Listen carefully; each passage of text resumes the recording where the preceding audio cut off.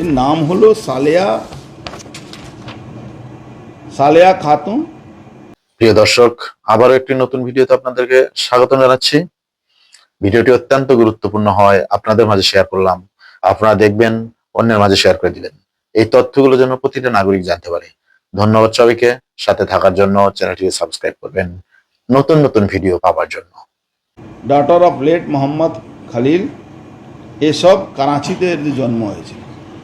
Mapping এর কাজ প্রায় কমপ্লিট, সম্ভবত আগামীকাল আপলোড করে দেওয়া হবে। আমি নন অফিসিয়ালি বলি, বাংলাদেশের বর্ডার এলাকাগুলোতে ভয়াবহ চিত্র।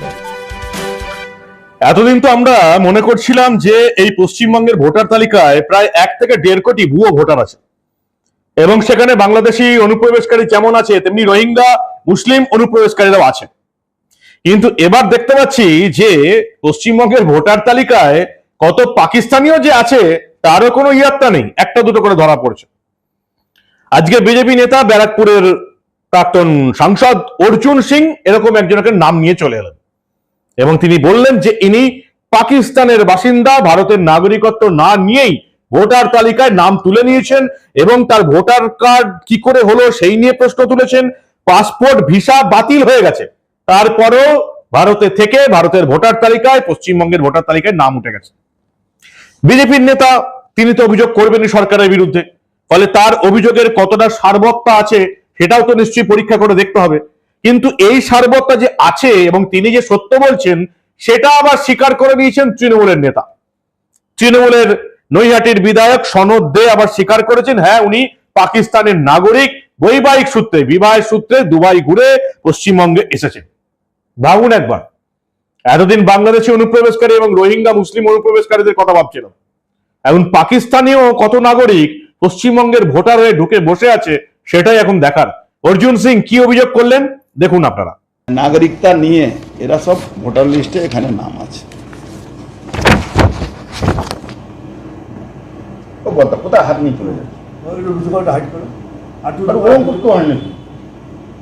আর ওটা তো পরে তুমি নিতেই পারো। স্টিল বান না, আর ওটা তো কাটশটটা নেই, বুঝলেন। এদের দেখুন, আপনি দেখে অবাক হয়ে যাবেন, যার পাসপোর্ট নম্বরও এখানে আছে, তারা ভোটার কার্ড এখানে নৈহাটি বানিয়ে নিয়েছে। 4 জন আধার কার্ড বানিয়ে নিয়েছে।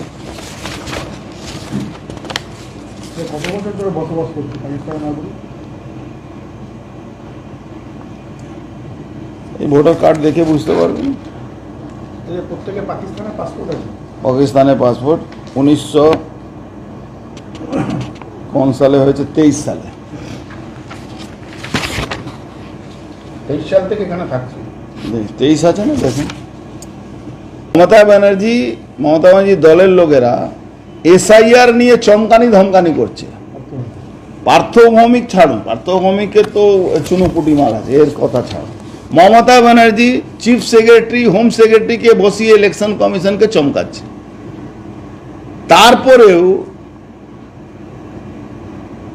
এরা বলছে পাকিস্তানি, বাংলাদেশি, রোহিঙ্গা নাগরিকদেরকে নিয়ে এসে এখানে ভোটার কার্ড, আপনার কাছে আমি তথ্য দিলাম একটা, এই তথ্য দেওয়ার পরেও এরা বলছে একটা নাম বাদ হলে আগুন জ্বলবে। বাংলার মানুষ ওই জলের ওই ফায়ার ব্রিগেড নিয়ে বসে আছে, আপনি আগুন জ্বালাবেন, আমরা আগুন নিভিয়ে দেব। এই অবস্থা পশ্চিমবাংলা আছে। তৃণমূলকে এদের বাঁচানোর জন্যই এসআইআর বিরোধিতা করছে। তৃণমূলের সরকার তো যাচ্ছে, তৃণমূল সরকার যাচ্ছে, একে বাঁচাবার জন্যে চমকানি ধমকানি চলছে। এই নাম কি মহিলা কিভাবে পেলেন, কি সূত্র মারফত পেলেন? দেখুন, সূত্র তো বলা যায় না, আপনাকে আমি তথ্য দিচ্ছি, তথ্যকে যে কোনো লোক চ্যালেঞ্জ করতে পারে। কি নাম? এই নাম কি? এর নাম হলো Saleya Khatun, daughter of late Mohammad Khalil, এসব করাচিতে এর জন্ম হয়েছে। করাচি, পাকিস্তান। এখানে পাকিস্তানে পাসপোর্টে আসে, পাকিস্তানের পাসপোর্ট থেকে এসে, পাকিস্তানের পাসপোর্ট নম্বরও আছে এখানে, আপনি দেখবেন পাকিস্তানের পাসপোর্ট নম্বর এখানে দেওয়া আছে, আপনি এটা ফটো তুলতে পারেন। পাকিস্তানি পাসপোর্ট দিয়ে এরা আসে, ওর মেয়েরও পাকিস্তানি পাসপোর্টের নম্বর আছে, সবারই পাসপোর্ট নম্বর। এখানে এসে ওরা ইন্ডিয়ান হয়ে গেল। পাকিস্তানে পাসপোর্ট হয়তো ছিঁড়ে ফেলে দিয়েছে বা লুকিয়ে রেখে দিয়েছে, ইন্ডিয়ান নাগরিক হয়ে গেল, ইন্ডিয়ান ভোটার লিস্ট হয়ে গেল, আধার কার্ড হয়ে গেল, রেশন কার্ড হয়ে গেল, ভোটার লিস্টে নাম উঠে গেল। কোথায় থাকে? নৈহাটি। এরা থাকে গৌরীপুর, নৈহাটি, এটি ঘোষ রোড, 23 নম্বর এটি ঘোষ রোড, ওয়ার্ড নম্বর 8, নৈহাটি মিউনিসিপ্যালিটি, গৌরীপুর, PS নৈহাটি। বলুন সরাসরি কি জানেন? দেখুন, আমি এটা পুরোপুরি ইলেকশন কমিশন, অমিত শাহজি যিনি স্বরাষ্ট্রমন্ত্রী আছেন, তার ডিপার্টমেন্ট, তাকে অলরেডি আমি মেল করে দিয়েছি। এটা ইমিডিয়েট একে অ্যারেস্ট করা উচিত, একে পুশব্যাক করা উচিত। অর্জুন সিং এর অভিযোগটা কি? নৈহাটি বিধানসভায় 7 নম্বর ওয়ার্ডের গৌরীপুর ঘোষলেনের বাসিন্দা সালেহা ইমরান আদতে পাকিস্তানের নাগরিক।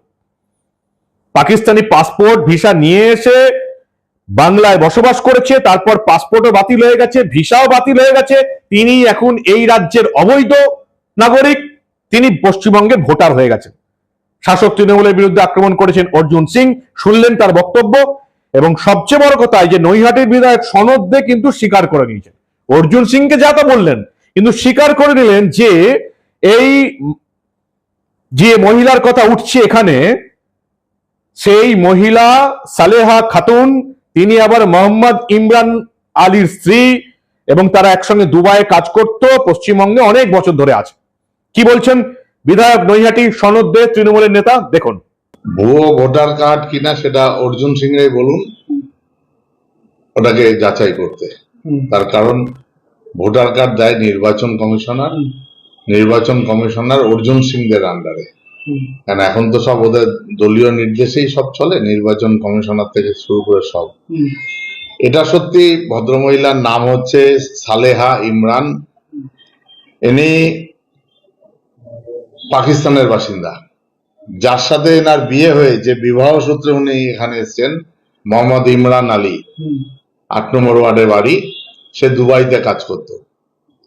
আজ থেকে প্রায় 25 থেকে 28 বছর আগে এদের সাথে দুবাই, আর উনি থাকতেন পাকিস্তানে, সেই থেকে এরা বিয়ে করে ভদ্রমহিলা এখানে এসে থাকছেন।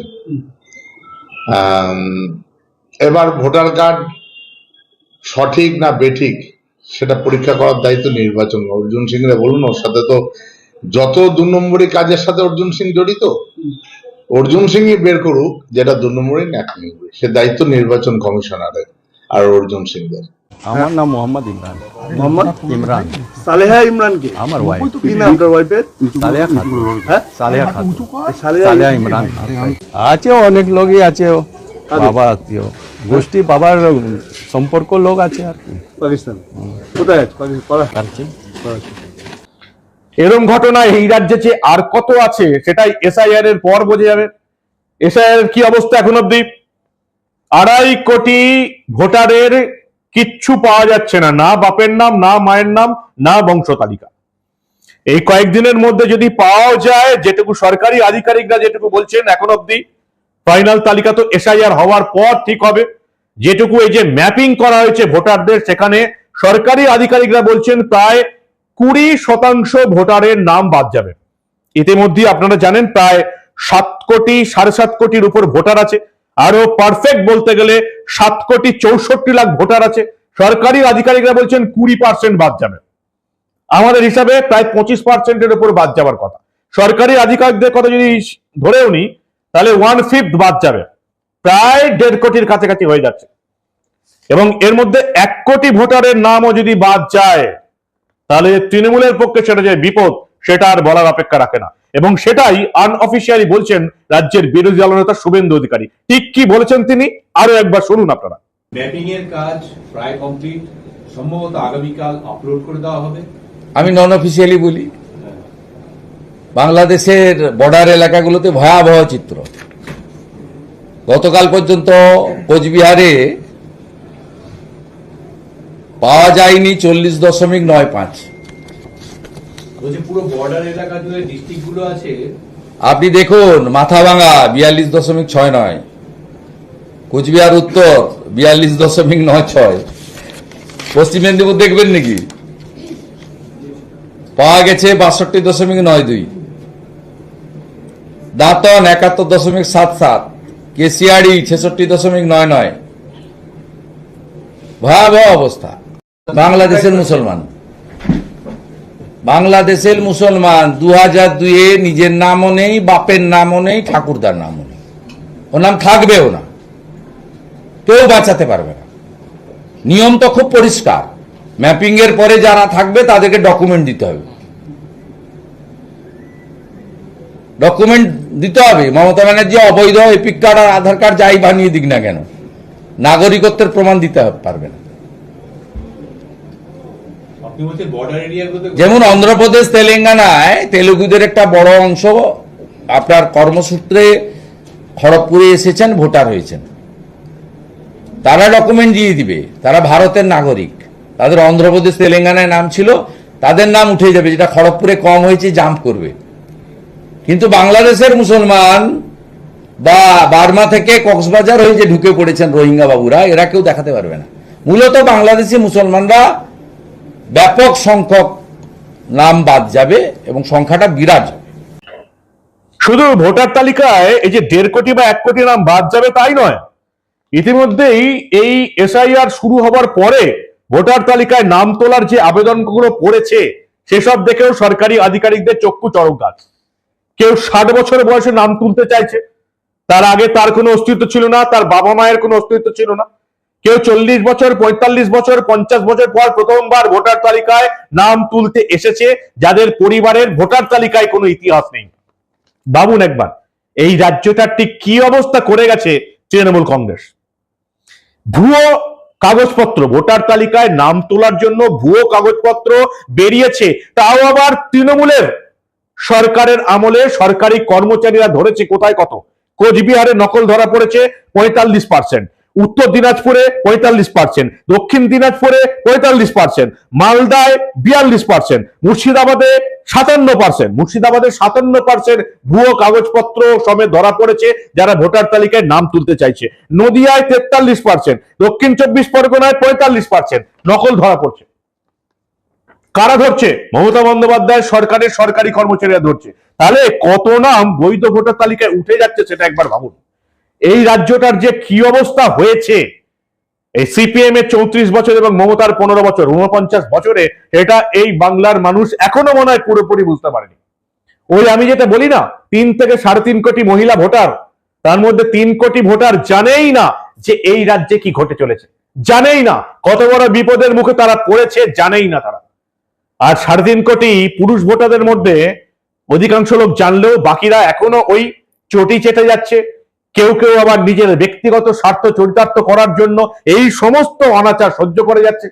রাজ্য যদি বিপদে পড়ে যায়, 26 আর 31 দুটো ভোট, এটা 25 সাল চলছে, 6 বছর পর বাঁচতে পারবেন তো, টিকতে পারবেন তো? যেভাবে এই রাজ্যের ডেমোগ্রাফি চেঞ্জ হয়ে যাচ্ছে বাইরের দেশের লোকজন এসে, কবে বুঝবেন আপনারা? কবে আপনাদের জেগে ঘুমিয়ে থাকা ঘুম ভাঙবে? এত বছরের পর বছর চিৎকার করে যাওয়ার পরেও সেটাই এখন দেখা। সমস্যা হচ্ছে এই রাজ্যের বেশ কিছু হিন্দু বাঙালি যারা তৃণমূলের চটি চেটে এখনো মানুষকে ভুল বোঝাচ্ছে, শুধুমাত্র ভাবছে নিজের জীবনটা কাটিয়ে দেবো, তাদের ছেলে মেয়েদের, তাদের আত্মীয় স্বজন, তাদের নাতিপুতিদের অবস্থা কি হবে এখনো যারা ভাবছে না, মূর্খের মতন শুধু নিজেদের ব্যক্তিগত স্বার্থ দেখছে, তাদের পরবর্তীকালে ভবিষ্যৎ যে কি হবে আপনারাই জানেন।